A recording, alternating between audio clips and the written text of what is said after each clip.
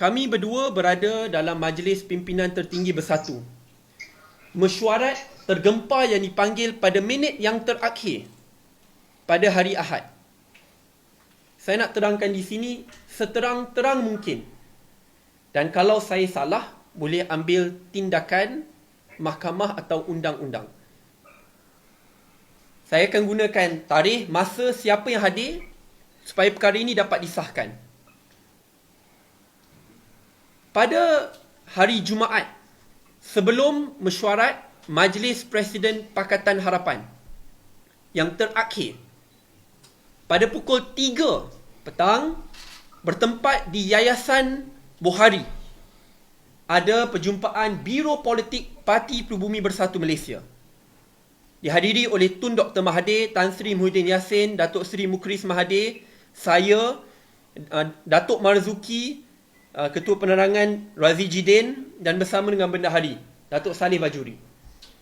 Dalam pertemuan tersebut, kita dimaklumkan oleh Tan Sri Muhyiddin Yassin dan juga oleh Datuk Seri Azmin Ali yang diwakili oleh Dr. Razi Jidin yang pada masa tersebut merupakan Timbalan Menteri Ekonomi, Timbalan Menteri kepada Azmin Ali, bahawa pada malam ini, kerana malam tersebut akan ada Majlis Presiden Pakatan Harapan, Tun akan diasak dan didesak untuk letak jawatan serta-merta oleh pimpinan Pakatan Harapan. Desakan itu, jika tidak berjaya, akan didatangi dengan desakan untuk terus melantik Datuk Seri Anwar Ibrahim sebagai Timbalan Perdana Menteri dan untuk terus menentukan tarikh bukan saja selepas APEC tapi pada bulan Mei, contohnya 22 Mei, untuk Tun letak jawatan serta-merta. So apabila perkara itu dimaklumkan, pimpinan bersatu agak gusar dengan apa yang berlaku kerana tidak pernah ada perbincangan ini bersama dengan pimpinan Pakatan Harapan. Dan dikatakan oleh Tan Sri Muhyiddin dan Datuk Seri Azmin bahawa perkara ini telah pun disahkan dalam mesyuarat tertutup bersama dengan keadilan dan pada masa yang sama maklumat yang diterima oleh Tan Sri Muhyiddin Yassin. Sebelum perkara itu berlaku, Tan Sri membentangkan bahawa sebab itu ada keperluan untuk kita tidak lagi bersama dengan Pakatan Harapan, meninggalkan Pakatan Harapan dan untuk bersama dengan Perikatan Nasional. Tetapi Tun Dr. Mahathir berkata, sampai hari ini desakan-desakan seperti itu tidak berlaku. Kalau betul, kita tunggu dan lihat apa yang berlaku pada waktu malam. Sebab itu bila tibanya Majlis Presiden Pakatan Harapan, desakan-desakan ini tidak berlaku sama sekali. Kalian dah dengar audio klip yang dikeluarkan. Masuk-masuk mesyuarat, semua pimpinan tertinggi telah pun bersetuju bahawa Tun akan kekal sebagai Perdana Menteri. Sebab itu saya sendiri terkejut kerana sebelum mesyuarat tersebut kita ditaklimatkan benda yang lain. Tun dihasut dengan maklumat yang salah bahawa dia akan dijatuhkan dan sebab itu wujudnya keperluan untuk menjatuhkan kerajaan Pakatan Harapan dan menubuhkan kerajaan baru. Sebab itu selepas mesyuarat tersebut, kita adakan satu sidang media bersama yang turut dihadiri oleh Tan Sri Muhyiddin Yassin, duduk bersama. Dan sidang media tersebut menunjukkan kebersatuan kita. We were united and we were together. Sebab kita rasa krisis itu tamat.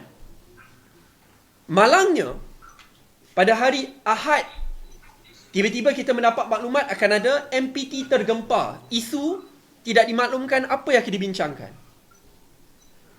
Sebelum majlis mesyuarat pimpinan tertinggi pada hari Ahad dalam pukul 10.30, ada satu pre-council yang diadakan di antara Tun Dr. Mahathir, Tan Sri Muhyiddin Yassin, Datuk Seri Mukhris, Menteri Besar Perak, Faizal Azumu, saya, Syed Saddiq, Dr. Marzuki dengan Datuk Nadin dan Datuk Hamzah Zainuddin. Sebelum kita masuk ke Majlis Pimpinan Tertinggi Bersatu. Di situ Tun merayu lagi sekali. Tolong jangan buat perkara ini. Apa yang korang atau kalian katakan sebelum ini bahawa saya akan didesak untuk letak jawatan, bahawa saya akan ditikam dari belakang, tidak berlaku sama sekali. Kenapa masih ingin jatuhkan kerajaan mandat rakyat? So Tun dah tekankan. Dan pada mesyuarat tersebut itu sendiri, pre-council, Tun dah kata, sebab itu tidak ada keperluan untuk kita adakan mesyuarat tergempar Majlis Pimpinan Tertinggi.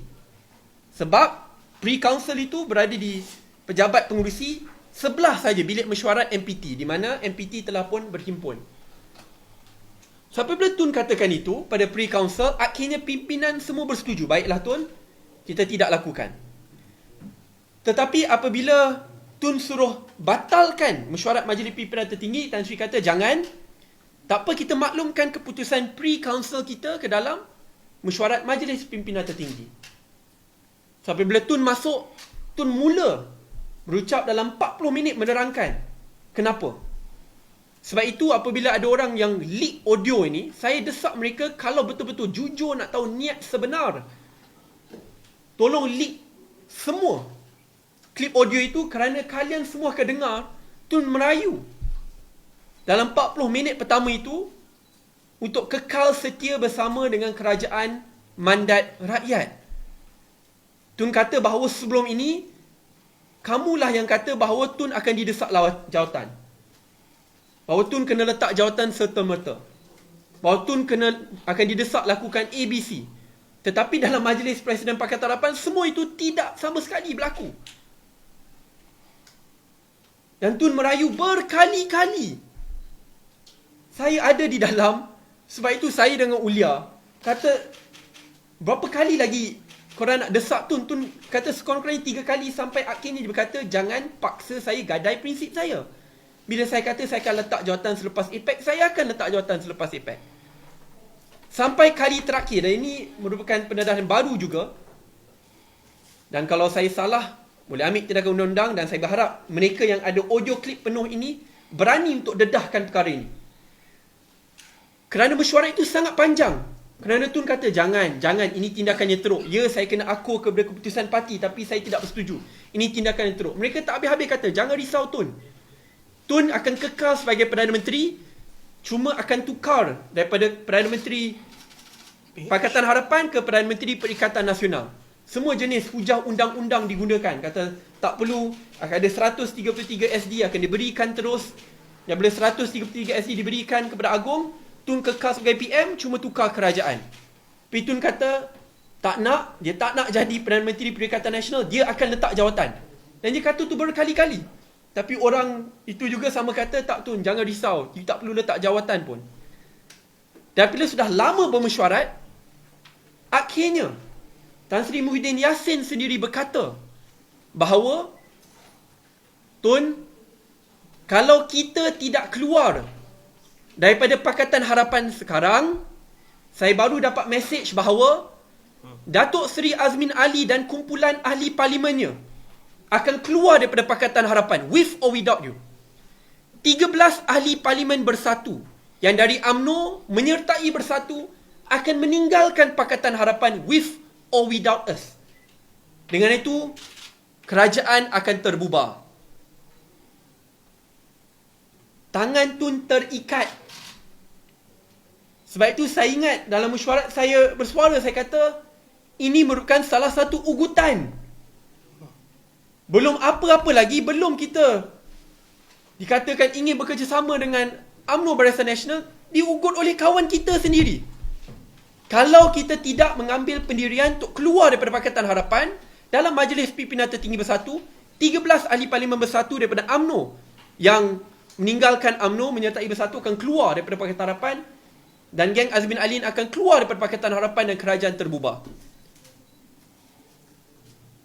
Put yourself in Tun's shoes. Sebab itu, pada mesyuarat itu sendiri, kita dimaklumkan bahawa Tok Guru Hadi, Zahid Hamidi, beberapa pimpinan tertinggi lain sedang menunggu untuk Tun. Dan mereka ingin berjumpa dengan Tun. Dan Tun kata, bila? Tun pun tidak tahu. Dan mereka ingin memastikan bahawa Tun bersama pergi ke istana untuk memberikan sokongan Kerajaan Perikatan Nasional yang baru. Tetapi apabila mereka pergi ke rumah Tun, berjumpa Tun, Tun sendiri kata bahawa dia tidak akan pergi ke istana. Dan dia tidak bersetuju dengan apa yang dicadangkan. Sebab itu akhirnya, apabila rombongan ke istana itu berlaku, Tun tidak sama sekali pergi ke istana. Dan apabila ada perjumpaan tergempar di Hotel Sheraton, Tun tidak tahu. Saya katakan ini kerana setiap ahli Parlimen Bersatu pada malam tersebut mendapat panggilan untuk hadir ke Hotel Sheraton, dan kita dimaklumkan Tun tahu dan ini adalah arahan. Saya dapat panggilan tersebut. Saya tidak ingin tertipu lagi kerana pada pagi tersebut semua orang maklumkan Tun wants us to do this. Hamzah Zainuddin dengan Zaid Ma'arif akan beritahu orang, Tun nak ini, Tun nak ini. Tapi bila saya semak dengan Tun, kata tidak. Sebab itu sebelum perjumpaan di Hotel Sheraton, berjam 7.45 selepas solat maghrib, boleh semak dengan guide di rumah Tun, saya pergi ke rumah Tun. Bersama dengan saya selepas itu adalah Ketua Seri Kandi Rina Harun. Kerana kita nak dapat penjelasan terus daripada Tun sendiri. Kami berdua jumpa Tun, dan apabila kita jumpa Tun, kita tanya, Tun, adakah Tun tahu bahawa kita ada perjumpaan tergempar di Hotel Sheraton? Dan Tun terus tanya, apa yang akan berlaku ke Hotel Sheraton? Dan bila kita terangkan, Tun marah. Dan dia katakan lagi sekali, tak tahu berapa kali saya nak kata, jangan buat benda ni. Sekarang kita sedang tempuhi COVID. Ekonomi tidak stabil. Saya dah kata saya akan letakkan jawatan selepas APEC. Kenapa mereka tetap nak lakukan ini? Dan saya tanya kepada Tun, Tun, kerana Tun tidak tahu tetapi nama Tun telah pun digunakan, apa yang perlu saya dengan Rina Harun lakukan? Kerana semua ahli Parlimen Bersatu telah pun dipanggil untuk pergi ke Hotel Sheraton. Pimpinan tertinggi UMNO dan PAS ada di sana juga. Dan kami dimaklumkan, bagi diri saya, Sadiq, you go dan berhujahlah cara kamu berhujah semasa mesyuarat majlis pimpinan tertinggi pada waktu pagi. Dan bila saya pergi, mesyuarat itu telah pun dibatalkan, cuba ingin memaklumkan bahawa kerajaan PH akan ditumbangkan, tunggu masa. Dan untuk mencetuskan krisis politik, perjumpaan di Hotel Sheraton itu ada. Saya maklumkan kepada ahli Parlimen Bersatu yang hadir bahawa Tun tidak bersetuju. Tun tidak dimaklumkan berkenaan perjumpaan ini. Mereka mungkin tidak senang apa saya katakan. Tapi sama seperti saya berhujah pada waktu pagi di majlis pimpinan tertinggi, perkara ini harus dipertahankan, kebenaran itu harus dipertahankan. Sebab itu saya pelik bila diorang kata, jangan kita main politik semasa musim COVID. Itu adalah hujah yang Tun pakai untuk kata, jangan lakukan perkara ini. Biarkan dia letak jawatan selepas APEC. Biarkan dia ikut ketetapan Majlis Presiden Pakatan Harapan. Sebab itu apabila ada pihak-pihak yang menyalahgunakan nama Tun, saya cabar mereka lawan fakta saya pada hari mana, pukul berapa. Sebab apabila Zaid Ma'arif, setiausaha politik Tun kata, semalam Tun lakukan ini, kalau betul, kenapa Tun keluarkan surat pemecatan Zaid Ma'arif 1 hari selepas majlis pimpinan tertinggi di mana dia menikam Tun dari belakang? Kenapa Tun nak keluarkan surat pemecatan kalau betul Zaid Ma'arif ini mengikut saja kata Tun? Realitinya, mereka ini menghasut Tun daripada awal bahawa Anwar akan lakukan undi tidak percaya. Bahawa Datuk Seri Anwar melalui Majlis Presiden akan mendesak Tun untuk letak jawatan serta-merta. Tetapi semua perkara itu tidak berlaku sama sekali. Tetapi mereka mengambil pendirian untuk meneruskan the scheme of things yang mereka nak buat with or without Tun Dr. Mahathir Mohamad. I want to put this on the record supaya semua orang tahu kenapa kemelut politik ini berlaku. Ini bukan kerana Tun Dr. Mahathir secara tiba-tiba meletakkan jawatan. Ia berlaku dan bermula daripada perancangan yang agak rapi sebelum itu. Dan apabila Tun tidak bersama, orang-orang ini berjumpa dengan Tan Sri supaya Tan Sri dapat mengepalai gerakan itu.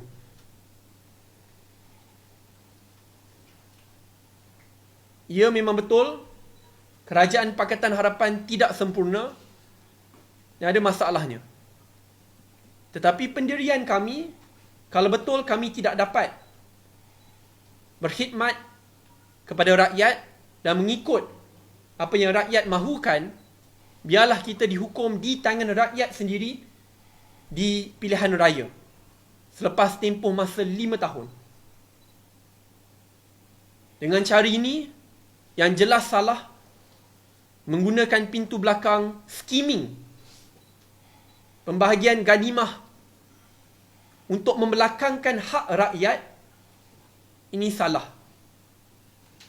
Tan Sri Muhyiddin Yassin kata banyak kali, kalau kita kekal dalam Pakatan Harapan, kita akan kalah tersungkur pada pilihan raya yang akan datang.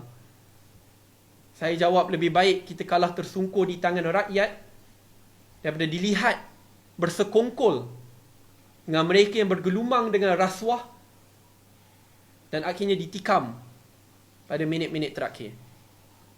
Let us lose in the hands of the people, or at least try winning. Terima kasih.